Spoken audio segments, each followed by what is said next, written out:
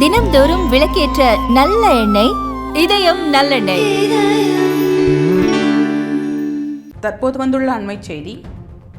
நடிகர் விஜய் 2016-17 நிதியாண்டு வருமானத்தை தாக்கல் செய்த போது 35.42 கோடி ரூபாய் வருவாய் பெற்றதாக குறிப்பிட்டிருந்தார். வருமான வரித்துறை 2015 விஜய் இல்லத்தில் நடந்த சோதனையில் கைப்பற்றப்பட்ட ஆவணங்களை ஒப்பிட்டு புலிப்பட வருவாய் 15 கோடியை காட்டவில்லை என தெரிவித்தது.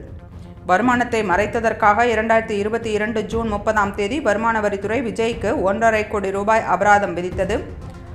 அந்த உத்தரவை எதிர்த்து அபராதம் விதித்த உத்தரவு செல்லாது என விஜய் தரப்பில் சென்னை உயர்நீதிமன்றத்தில் வழக்கு தொடரப்பட்டது.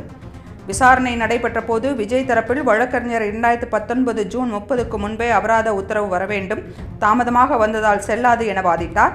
வருமான வரித்துறை சார்பில் ஆஜரான வழக்கறிஞர் அபராதம் விதித்தது சட்டப்படி சரியானது என நீதிமன்றத்தில் தெரிவித்தார். இதையடுத்து இதுபோன்ற ஒரு வழக்கில் பிறப்பிக்கப்பட்ட உத்தரவின் நகலை தாக்கல் செய்ய விஜய் தரப்பிற்கு உத்தரவிட்ட நீதிபதி விசாரணையை அக்டோபர் 10 ஒத்திவைத்தார்.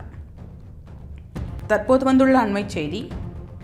நடிகர் விஜய் 2016-17 நிதியாண்டு வருமானத்தை தாக்கல் செய்த போது 35.42 கோடி ரூபாய் வருவாய் பெற்றதாக குறிப்பிட்டிருந்தார்.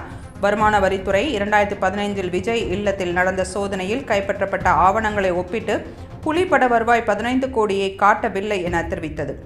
வருமானத்தை மறைத்ததற்காக 2022 ஜூன் 30 வருமான வரித்துறை விஜய்க்கு 1.5 கோடி ரூபாய் அபராதம் விதித்தது.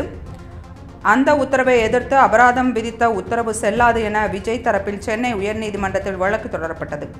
விசாரணை நடைபெற்ற போது விஜய் தரப்பில் வழக்கறிஞர் 2019 ஜூன் 30க்கு முன்பே அபராத உத்தரவு வர வேண்டும், தாமதமாக வந்ததால் செல்லாது என வாதிட்டார்.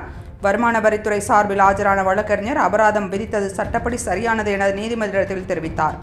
இதையடுத்து இதுபோன்ற ஒரு வழக்கில் பிறப்பிக்கப்பட்ட உத்தரவின் நகலை தாக்கல் செய்ய விஜய் தரப்பிற்கு உத்தரவிட்ட நீதிபதி விசாரணையை அக்டோபர் 10 ஒத்திவைத்தார்.